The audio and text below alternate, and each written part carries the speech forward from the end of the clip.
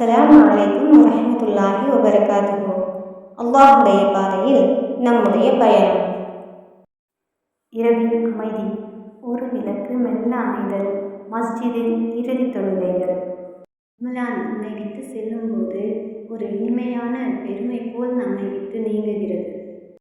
மனதில் ஒரு வலியும், ஆனாலும் நாங்கள் கற்றுக்கொண்ட பொன்னான தருணங்கள் எப்போதும் நம்முடன் இருக்கும் இன்ஷா அல்லாஹ். ஓ ரமலான், மீண்டும் உன்னை எதிர்பார்க்கின்றோம். துவா செய்யும் கை, தராவி தொழுகையின் கடைசி நாளில் மலர்கண்கள், குடும்பம் ஒன்றாக இருப்பது.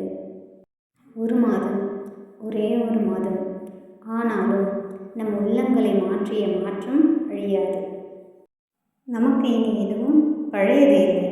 நாம் இருதயம் புதியதாய் பிறந்தது. ரமலான், நீ போகலாம், ஆனால் நாங்கள் நீண்ட நாளும் இஸ்லாத்தின் ஒளியில் நடை போடுவோம் இன்ஷா அல்லாஹ். ஆமாம், ரமலான் மாதம் மிக விரைவாக முடிவடைகிறது என்ற உணர்வு ஏற்படுகிறது.